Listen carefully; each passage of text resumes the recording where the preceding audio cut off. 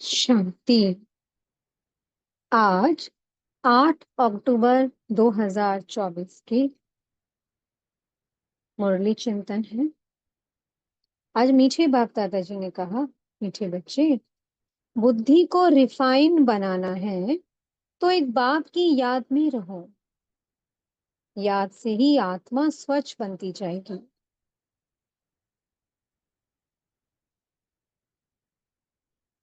हमारी बुद्धि जो सतो प्रधान थी, द्वापर और कलयुग में आने के बाद और इस कलयुग अंत पर तमो प्रधान बन गई। बाबा इसको कहते हैं पत्थर बुद्धि बन गई। तब हमें उसी बुद्धि को फिर से रिफाइन बनाना है, फिर से स्वच्छ बनाना है। तो उसके लिए हमें करना है बाबा को याद, याद की यात्रा करनी है। हम कैसे ऊपर से नीचे उतरे, अब हमें याद के बल से नीचे से ऊपर चढ़ना है। तो जितना जितना आत्मा याद करती जाएगी, उसे एक परम शक्ति को,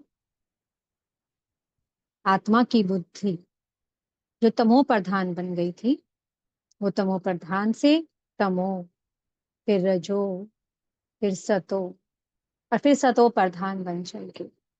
एकदम साफ और स्वच्छ बन जाएगी। फिर उस बुद्धि में ज्ञान रतन ठहरते हैं। बाबा कहते हैं शेरनी का दूध शुद्ध सोने के बर्तन में ही ठहरता है, टिक ही नहीं सकता वरना। तो इसलिए बाबा जो हमें ज्ञान अमृत देते हैं, वो ज्ञान अमृत सिर्फ स्वच्छ बुद्धि में ही ठहरता है। वरना आप मुरली सुनेंगे और मुरली ऊपर की ऊपर से वापस चली जाएगी, कुछ समझ में नहीं आएगा।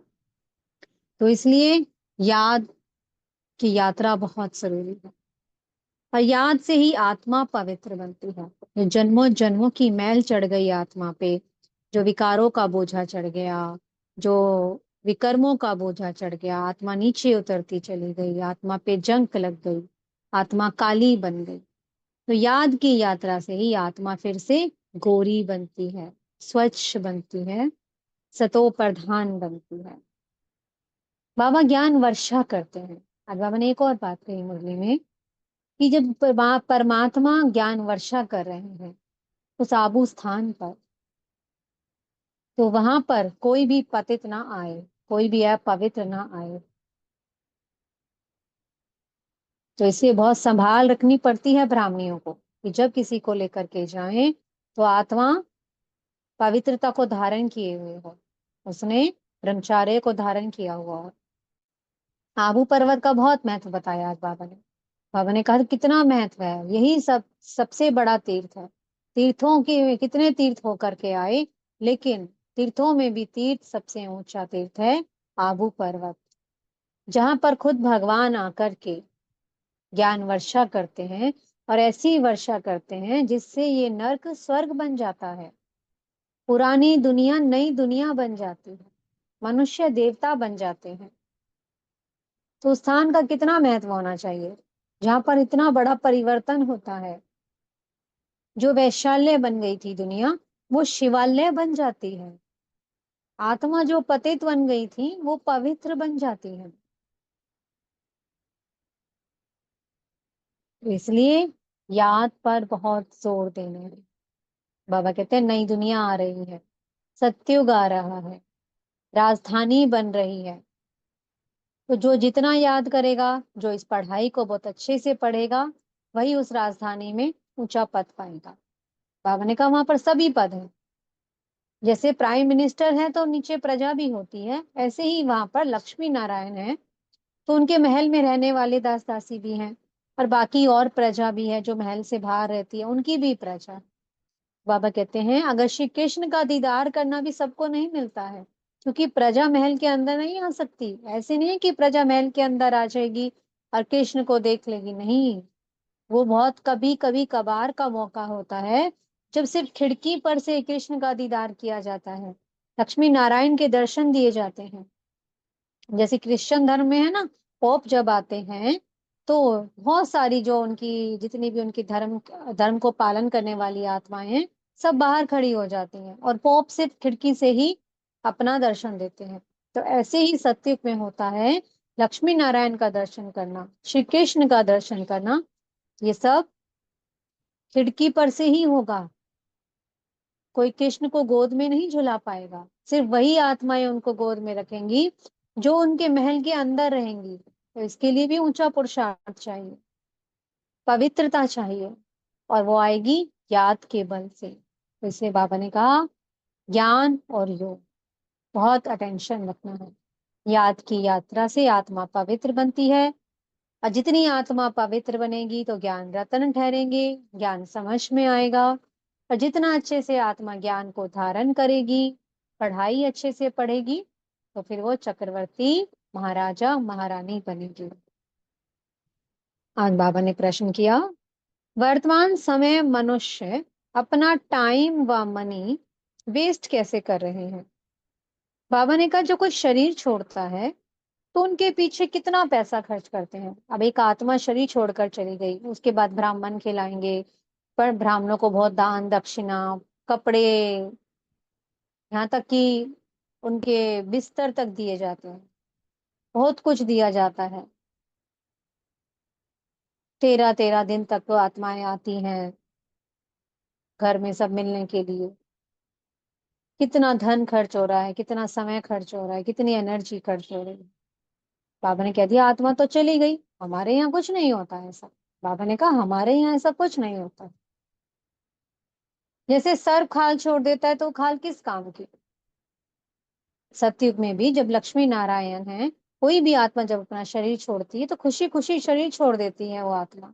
उस शरीर को चंडाल आता है और लेकर के चला जाता है, जो भी उस समय की वहां की रस्म रिवाज होती है, तो उस अनुसार उस आत्मा का संस्कार कर दिया जाता है। लेकिन बाबा ने कहा ऐसा नहीं है कि उसके पीछे फिर बाद में उसको याद किया जाता है, उसके चित्रों को रखा जाता है। नहीं, बाबा ने कहा आज भी देखो आप लक्ष्मी नारायण के चित्रों की कितनी पूजा कर रहे हो। वो तो होकर के गए हैं, अब उनमें आत्मा थोड़ी ना है, सिर्फ चित्र है। तो ये तो भूत पूजा हो गई। अब तुम्हें पता है ये कब आए कब होकर गए? किसी को कुछ भी पता नहीं है लक्ष्मी नारायण के बारे में। सब सिर्फ पूजा करते आ रहे हैं। कैसे राज्य किया, कैसे राज्य गवाया, कुछ भी पता नहीं है। तो फिर बाबा ने कहा ऐसे नहीं करना। कितना लोग अपना समय एनर्जी वेस्ट कर रहे हैं, कितना धन खर्च कर रहे हैं। जो आत्मा चली गई सो चली गई।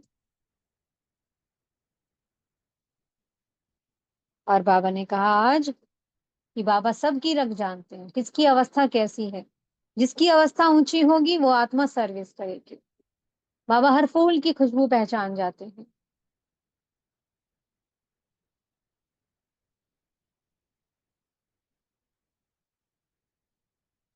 और बाबा की किसी भी अवज्ञा का, किसी भी श्रीमत की अवज्ञा नहीं करनी है। ऐसा नहीं कि ज्ञान में चलते चलते फिर आप बाबा के बन गए। नहीं, एक बार जब अवज्ञा तोड़ दी तो पथ भ्रष्ट हो गया। ऐसा नहीं कि आप पहले ब्रह्मचर्य का पालन कर रहे हो, फिर आप विकारों में गिर गए, फिर आप दोबारा लौट कर आ जाओ तो कोई आपको ऊंचा पद मिल जाएगा। नहीं, जो एक बार विकारों में गिर जाता है तो उसका उठना बड़ा मुश्किल है। स्वर्ग में तो आएगा क्योंकि बाप को पहचाना है, लेकिन उच्च पद की प्राप्ति नहीं होगी। मीठे सतगुरु जी ने वरदान दिया है, चारों ही सब्जेक्ट में बाप के दिल पसंद मार्क्स लेने वाले दिल तख्त नशीन भव। बाबा ने कहा जो बच्चे चारों सब्जेक्ट में फुल मार्क्स लेते हैं, ऐसा नहीं कि शुरू में तो अच्छे से चारों सब्जेक्ट पढ़ रहे हैं फिर बीच में छोड़ दिया फिर शुरू हो गए, नहीं, शुरू से लेकर आखिरी तक चारों सब्जेक्ट पर पूरा अटेंशन दे रहे हैं, तो वही बच्चे पास विद ऑनर होते हैं। और वही बच्चे बाप के दिल पसंद होते हैं। और जो दिल पसंद होते हैं वो दिल तख्त नशीन होते हैं। और फिर वो आत्माएं सभी ब्राह्मण परिवार के, सभी ब्राह्मण आत्माओं के साथ भी सबकी सहयोगी होती हैं, सबके साथ प्रेम से रहती हैं। और जो सबका सम्मान प्राप्त करते हैं वही आत्मा दिल तख्त नशीन, स्वराज्य तख्त नशीन बनती है। इसको सबकी दुआएं मिल रही हैं, सबको संतुष्ट कर रही है जो आत्मा। स्लोगन है, दिलरुबा वह है जिसके दिल में सदा यही अनहद गीत बजता रहे कि मैं बाप की, बाप मेरा। तो हम कौन है? बाबा की सच्ची सच्ची दिलरुबा। और बाबा कौन है? हमारा सच्चा सच्चा दिलबर। वही हमारा माशूक है और हम उसके आशिक हैं। और जो सच्चा आशिक होगा वो सिर्फ एक ही गीत गाता रहेगा, मैं बाबा का और बाबा मेरा। मुझको बाबा मिल गया, बस मुझको बाबा मिल गया। मैं बाबा की हो गई, बाबा मेरा हो गया। बस उसके दिल से यही गीत हमेशा बजता रहेगा। यही है सच्चे सच्चे आशिक की निशानी, जो उस माशूक पर बलिहार जाते हैं। ओम शांति। बहुत बहुत शुक्रिया प्यारे प्यारे हमारे मीठे मीठे बाप दादा जी का। ओम शांति।